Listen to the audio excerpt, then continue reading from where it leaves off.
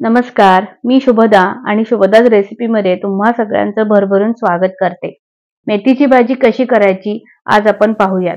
इथे गॅसवर कढई मीडियम फ्लेम तापायला ठेवून त्याच्यामध्ये मी 3 चमचे तेल घातलेलं आहे. तेल हलकसं गरम झालं की यामध्ये एकच लसूण पाकळी घातलेली आहे. लसूण तुम्ही तुमच्या आवडीप्रमाणे घालू शकता आणि इथे 4 हिरव्या मिरच्या मधोमध कट करून घेतलेल्या आहेत. हिरव्या मिरच्या अशा घ्या की त्या जेवताना बाजूला काढता येतील, म्हणून मी अशा हिरव्या मिरच्या कट करून केल्या आहेत. आता जवळपास खरपूस रंग येईपर्यंत हिरवी मिरची तुम्ही तेलामध्ये परतून घ्या, कारण हिरव्या मिरचीचा जो तिखटपणा आहे तो मेथीच्या भाजीला खूप छान लागतो. चांगला खरपूस रंग येईपर्यंत परतून घ्या. हिरवी मिरची छान अशी आता आपली परतून झालेली आहे. तर इथे निवडून धुवून घेतलेली मेथी आपण घालून घेऊयात. मेथीची भाजी खायला खूप छान लागते, भाकरी बरोबर तर अजूनच छान लागते आणि करायलाही खूपच सोपी आहे. तोपर्यंत शुभदाच रेसिपीला लाईक, शेअर आणि सबस्क्राईब करायला विसरू नका आणि बाजूचे बेल आयकनही प्रेस करा, म्हणजे अशा नवनवीन रेसिपीचे नोटिफिकेशन तुम्हाला तुमच्या मोबाईलमध्ये मिळून जाईल. आता मेथीची भाजी पूर्ण मिक्स झाल्यानंतरच त्याच्यामध्ये मीठ ॲड करूयात. मेथीची भाजी घातल्या मीठ घालू नका, कारण मिठाचा अंदाज कमी येऊ शकतो. मीठ मेथीच्या भाजीला कमीच घालावे. आणि इथे अर्धा चमचा मी लाल तिखट घालतीये. लाल तिखट घातल्याने सुद्धा मेथीची भाजी खूप चविष्ट बनते. तुम्ही घालत नसाल तर एकदा असं लाल मिरची घालून मेथी बनवा, खूप छान लागते.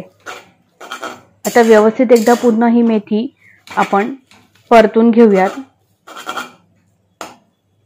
मस्त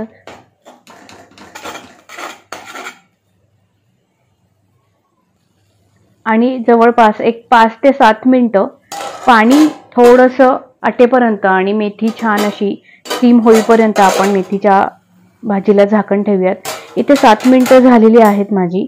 तुम्ही पाहू शकता मेथी आता छान शिजत आलेली आहे आणि थोडा वेळ आता झाकण काढून 1-2 मिनिटच फक्त तिला छान असं परतून घेऊयात.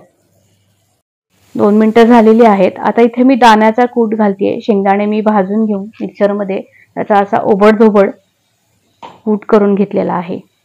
शेंगदाण्याचा कूट घातल्यानंतर पुन्हा एकदा मेथीची भाजी छान अशी या शेंगदाण्याच्या कुटामध्ये मिक्स करून घेऊयात. मस्त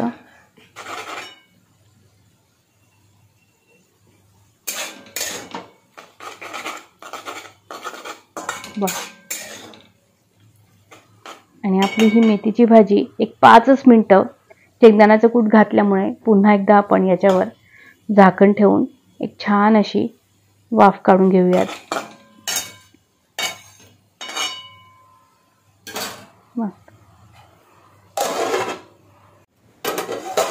5 मिनिटं झालेली आहेत. तुम्ही पाहू शकता मेथीमधलं पाणीही आटून गेलेलं आहे आणि मेथी छान अशी शिजलेली आहे. दाण्याचा कूटही छान असा परतला गेलेला आहे.